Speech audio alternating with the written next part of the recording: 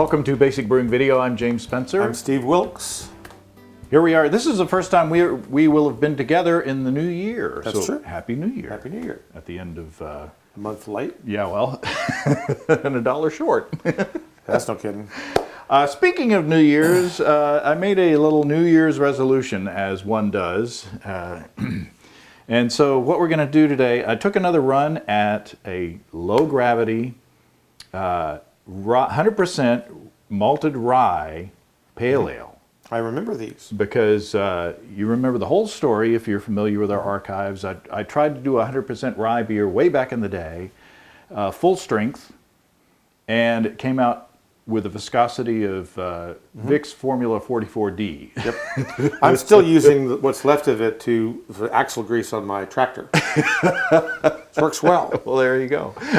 Although it does freeze at current temperatures in Minneapolis. I'm going through my Rolodex trying to remember the name of the tractor on Green Acres, but it's not. Was it a Hoyt something? Oh, somebody Google it. Yeah. All right. Anyway, nobody knows what Green Acres is anyway. Okay, so this is a super simple recipe. So here we go. This is a 2-gallon recipe.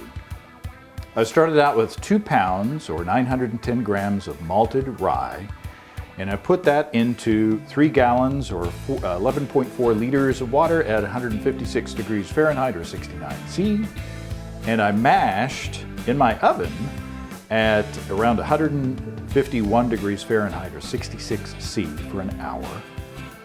And then I started my boil and put in 5 grams of Chinook at 11.9% alpha acid for 60 minutes. I did a whole 60-minute boil.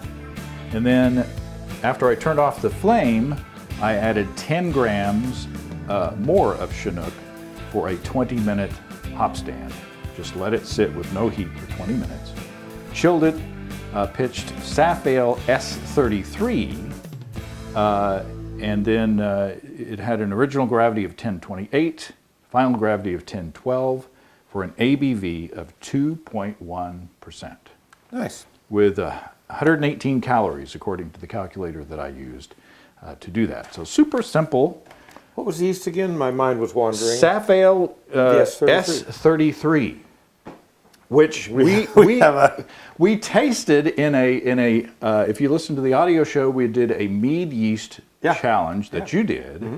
You put S33 against USO5 and I can't remember. BE134.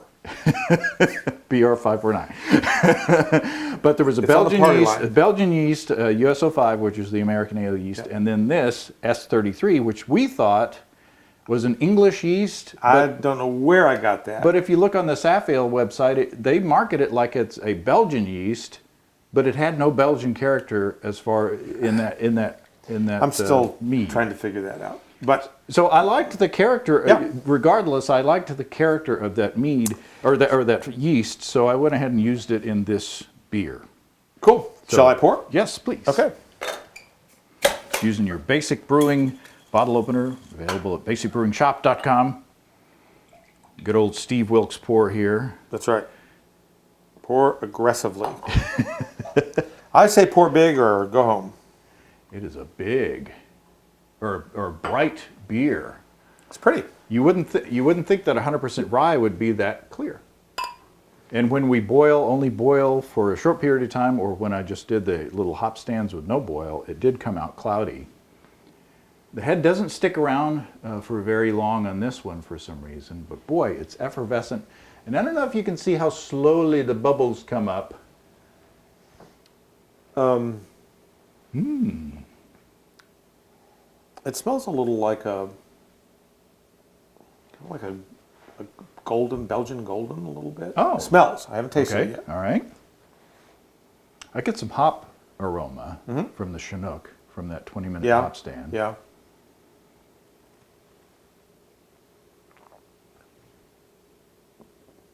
How can you not like that? Oh, that's good. That's delicious. Wow. To me, the flavor is not Belgian-y.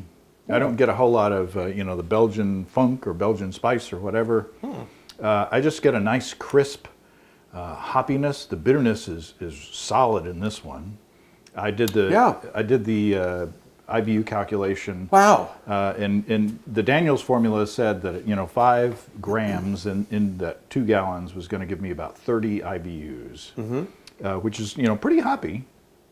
It's nicely balanced. It does have a nice hop character.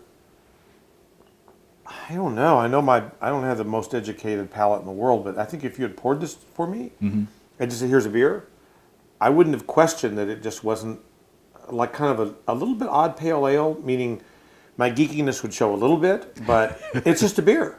Yeah. I mean, it's not not weird. Yeah. There's nothing weird about this at all. It's quite good.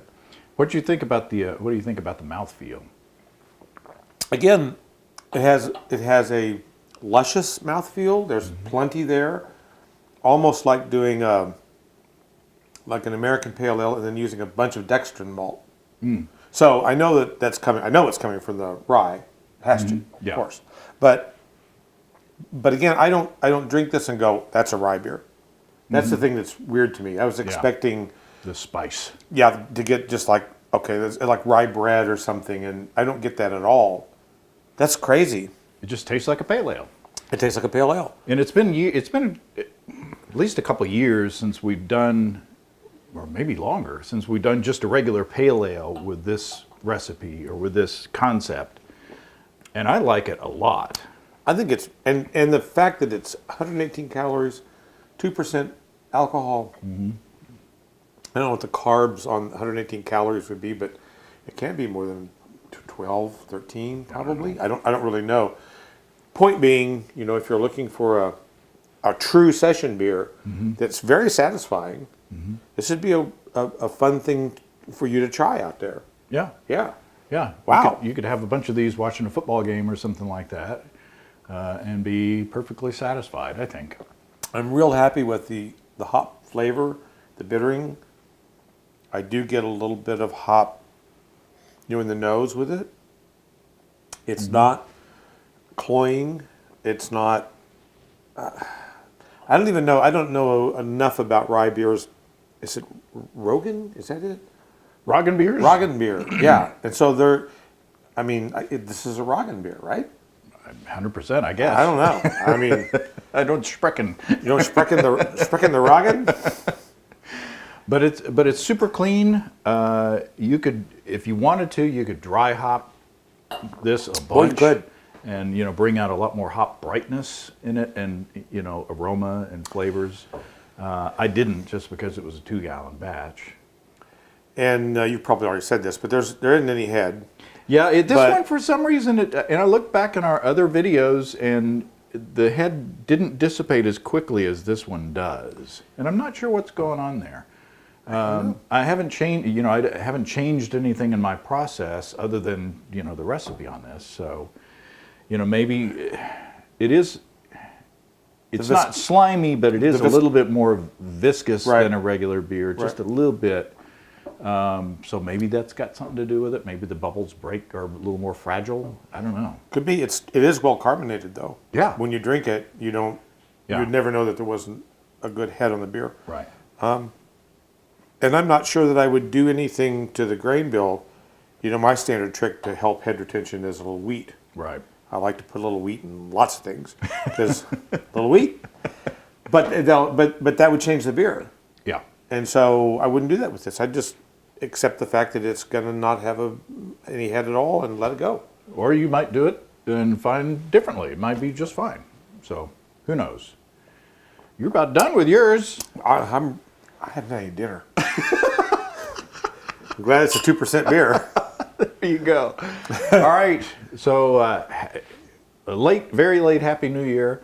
But maybe try a little bit on this concept. Use rye to pump up the mouthfeel of your lower gravity beers. All right. Thank you, sir. Happy brewing. Happy brewing. Come and visit us online. At basicbrewing.com, you can find archive lists of our audio and video podcasts on home brewing. You can also find our DVDs and our brewer's logbook, where you can track and log up to 50 batches of beer. If you're in Fayetteville, Arkansas, stop by Steve's Brew Shop or find him online at stevesbrewshop.com. Hear about the optometrist that fell into the lens grinder? No. Made a spectacle of himself.